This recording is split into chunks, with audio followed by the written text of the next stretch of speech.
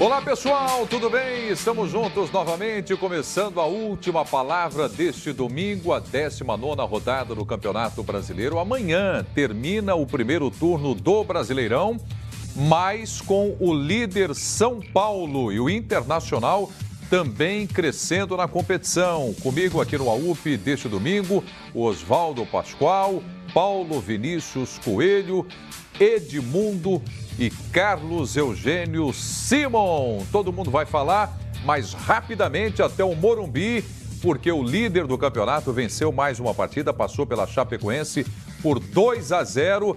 Vamos com o registro do Fernando Caetano. Boa noite, Caetano.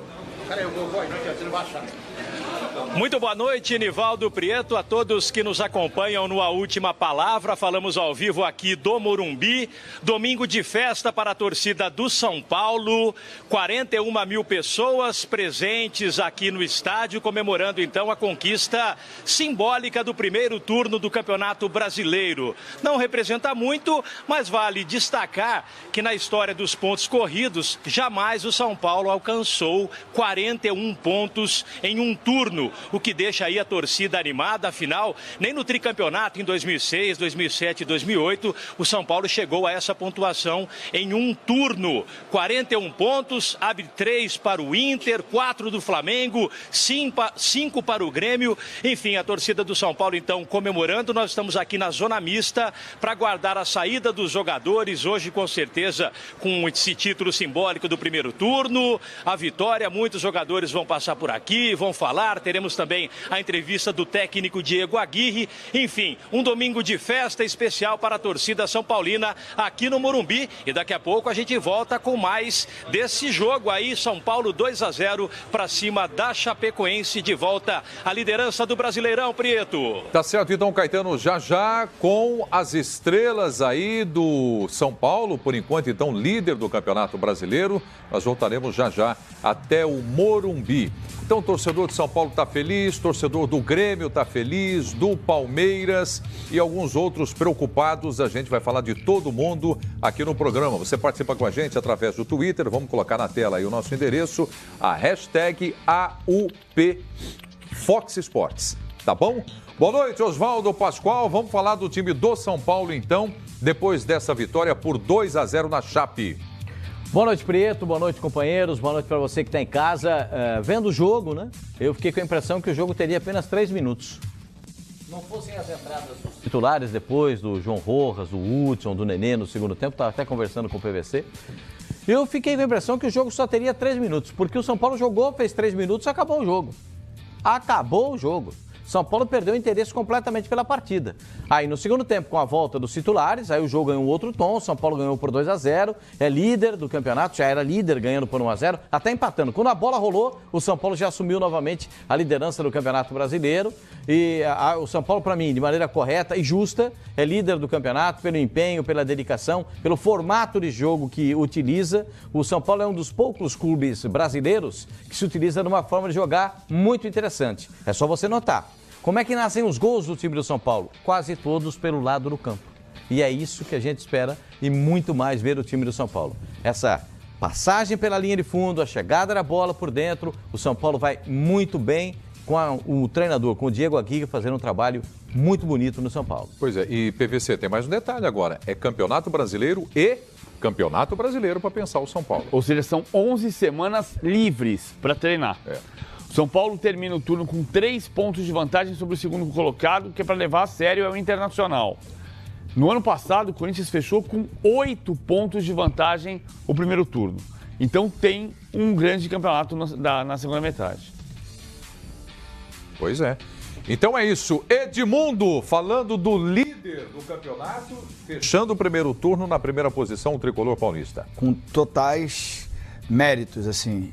Boa noite a todos, boa noite, Prieto, boa noite principalmente a você de casa, com méritos, porque o São Paulo, que tinha dificuldade no início do ano com o Dorival Júnior de montar uma equipe, com a Aguirre está montando 2, né?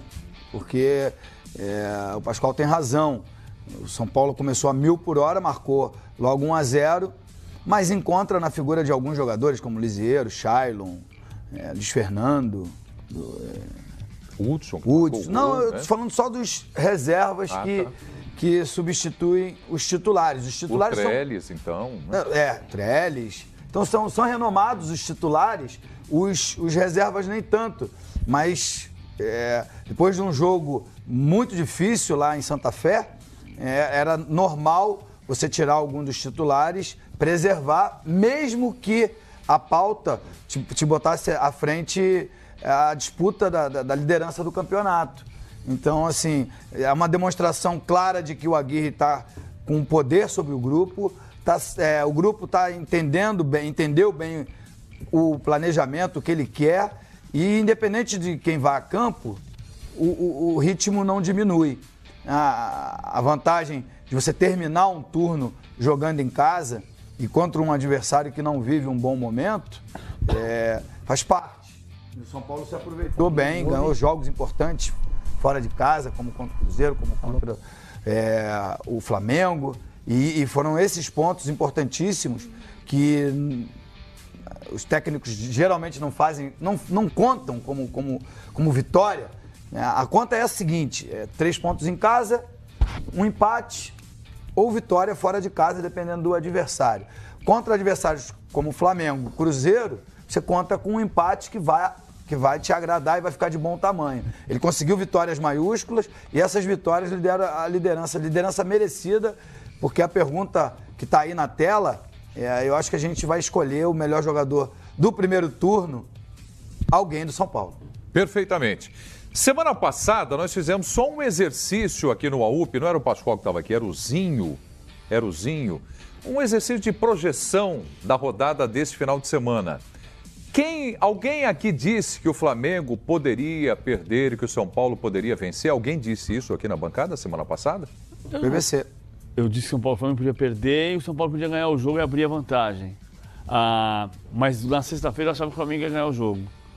E o Flamengo perdeu o jogo bem perdido. Aliás, na sexta a gente no programa do Expediente Futebol, eu disse o seguinte: olha, para mim o Flamengo não ganha do Atlético Paranaense. Não ganha faz 44 anos. Não ganha do Atlético Paranaense.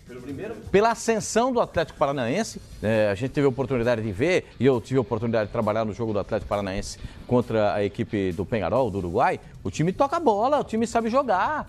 O time é desenvolto. Eu não vi o Flamengo como favorito na partida contra o Atlético Paranaense, não. Favorito e achei não até seria. que o resultado ficou barato pro Flamengo. Tá bom, mas você durante essa semana, você por acaso fez essa projeção? Que o Flamengo perderia e o São Paulo venceria? O São Paulo, para mim, venceria em casa da Chapecoense. Ninguém mais na mesa aqui levanta a mão? Não, ninguém falou? Claro que eu também. A gente faz uma projeção em cima do que você tem de retrospecto. Das últimas apresentações do time. A gente achava que era muito fácil o São Paulo ganhar, mas também a gente achava que era fácil o Internacional ganhar do Paraná, porque o Paraná é lanterna e o gol só saiu nos acréscimos. Então, assim, projetar, achar, é uma obrigação nossa, mas não necessariamente que isso vai acontecer. Claro, é que eu joguei isso aqui na bancada semana passada e teve um companheiro nosso que foi claro e objetivo dizendo: Flamengo perde na próxima rodada e o São Paulo vence.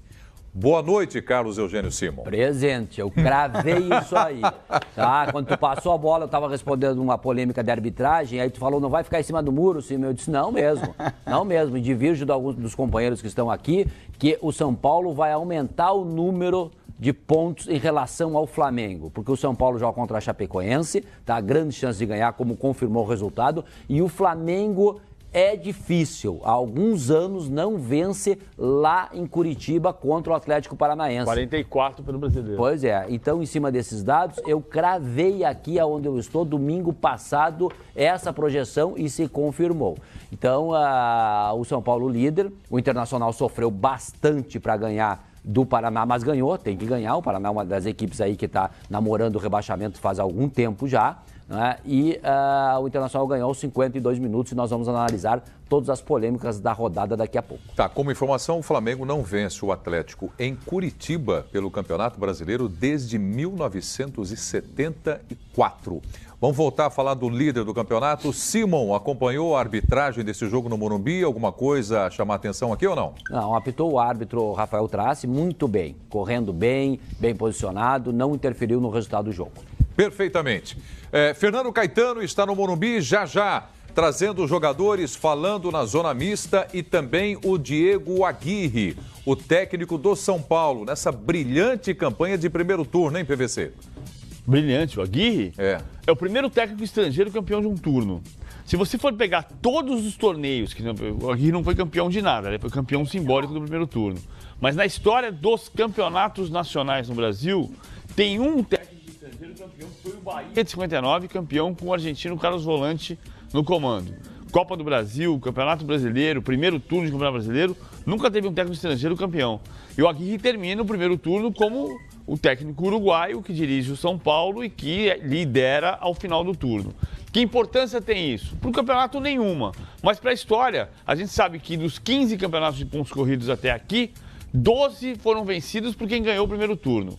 E 3 foram vencidos por outro time e quem ganhou o turno foi vice-campeão.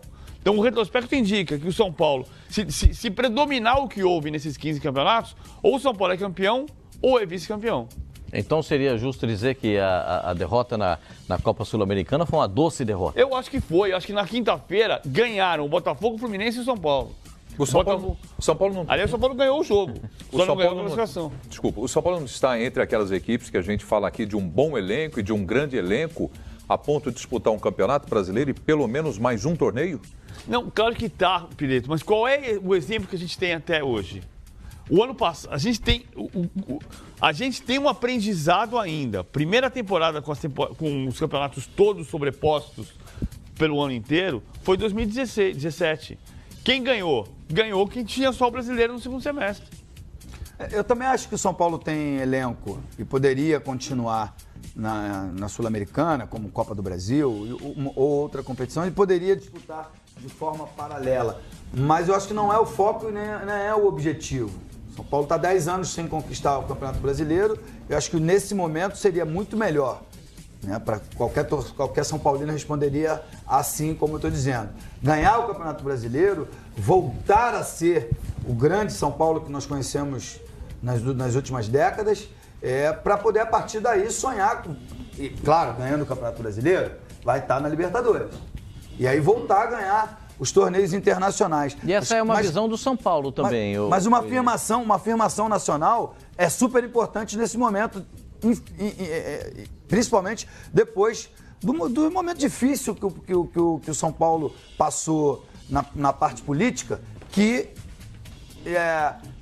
diretamente afetou o futebol. Veja como é que são as coisas, né? O São Paulo foi atrapalhado diretamente nas duas últimas temporadas, né? Venda de jogadores, sai jogador, fica, muda treinador, confusão para eleger o presidente, um que estava, saiu. Nesses 2 últimos anos, o São Paulo viveu alguns problemas, tanto no âmbito interno, na sua administração, quanto também no futebol, com muitos jogadores que saíram.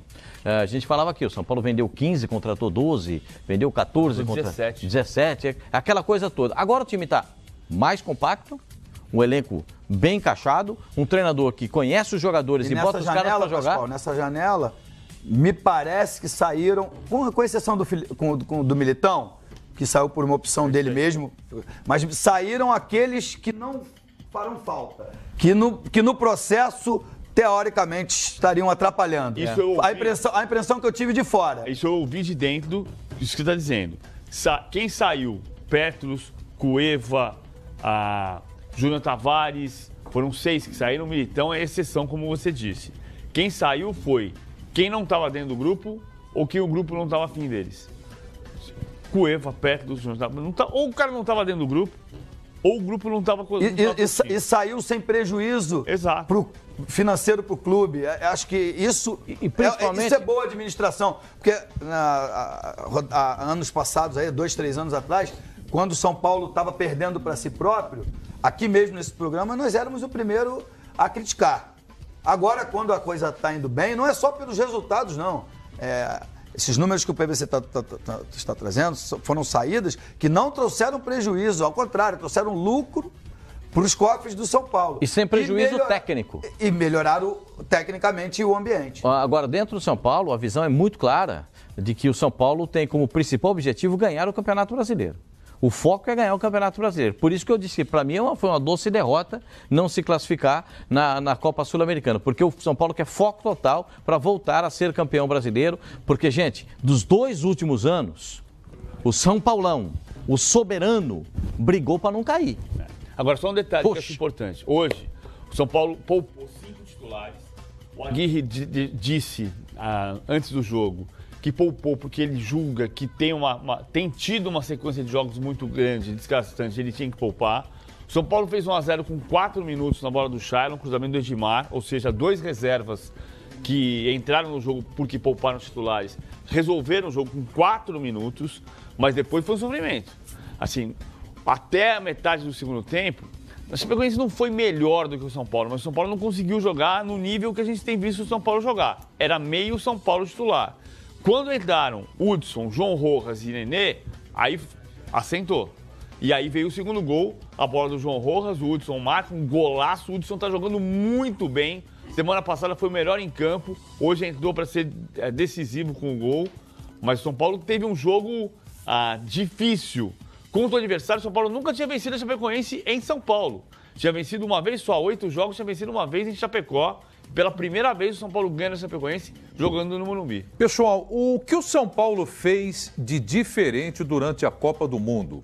Além de se livrar do Cueva. Não é verdade? Porque a torcida pedia isso, a gente cansou de discutir aqui. Então, além de se livrar do Cueva, o peruano, o que mais o São Paulo fez de diferente das outras equipes que disputam o Campeonato Brasileiro? O São Paulo contratou os 2 homens de beirada de campo que fazem a diferença por completo no Campeonato Brasileiro. O João Rojas, esse equatoriano, parece que ele... Virou João já, né? Ele é João. É João, é João mesmo. É que ele fala João, né? É. Ele fala João. Mas aqui a gente fala João, né? É João Rojas. E esse cara parece que caiu como perfeição, né? Ali, ó. Esse é o cara para fazer o lado do campo pelo lado direito. Melhor que o Everton. Agora o Everton, Jesus, que jogador. Parece que ele nasceu com a camisa do São Paulo. Ele bota a camisa do São Paulo e joga como se fosse desde sempre.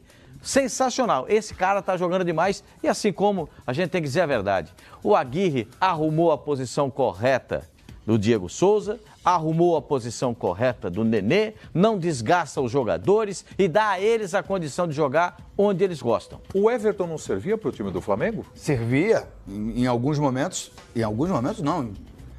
Quase que na temporada inteira passada foi o melhor jogador do Flamengo, com exceção depois da entrada do Paquetá, que entrou muito bem. Quando a gente viajou para Moscou, a notícia que tinha era que o Aguirre não ia dar folga, mas por obrigação trabalhista, o São Paulo deu 10 dias de folga e voltou a treinar. Agora, tem que se destacar, que eu acho que aí é importante, o Diego Souza tem problema com a balança. Então, se ele não treinar com intensidade forte, ele não vai render o que pode. E muito do que ele está fazendo é graças ao Aguirre, que veio, deu um puxão de orelha, teve a possibilidade até dele se transferir para o Vasco e falou para ele, se você treinar forte, correr, lutar, você vai jogar comigo. Ele está fazendo isso e é um dos melhores jogadores do São Paulo. Então, assim, tem dedo do treinador. Tem coisas boas, muito boas, do Aguirre. O Hudson, por exemplo, com Dorival Júnior, com o Rogério Ceni não servia, foi emprestado. Não jogava, era a terceira opção. Hoje é um dos melhores jogadores do time. Então, assim, tem dedo do Aguirre em muitas circunstâncias e principalmente nas saídas de jogadores que pouco ajudavam o elenco de São Paulo. Vamos deixar o Fernando Caetano preparado com o microfone Fox Sports, que a gente vai até o Morumbi já já. Primeiro o PVC, então, falando a respeito do São Paulo e o trabalho que foi feito durante a Copa do Mundo, PVC. O Everton chegou um pouco antes da Copa. O Everton, na semana da primeira rodada do campeonato, o Everton chegou. O João Rojas veio de graça. Ele só veio pelo salário. E foi um achado, de fato, um achado. É bom jogador, né? Muito bom jogador. E as duas pontas são o que permitem ao Aguirre fazer um time muito compacto defensivamente. Porque assim ele libera o Nenê e o Diego Souza. Se ele não tivesse os dois caras que voltam até a intermediária, o Cruzeiro, quando jogou contra o São Paulo ganhou em Belo Horizonte, mas o Mano fez uma estratégia para deixar mais espaço na defesa, ele prendeu os dois laterais lá atrás e os dois ficavam mais na intermediária para marcar os dois laterais do Cruzeirenses. Então sobrava um pouco mais de espaço. Mesmo assim o São Paulo ganhou. Mas a arma do São Paulo grande é você ter um espaço mínimo entre a linha da defesa e a linha do meio campo. Isso o Everton e o João Rojas é que permitem. Mas eu acho que o X da questão, já falei isso aqui e continuo achando.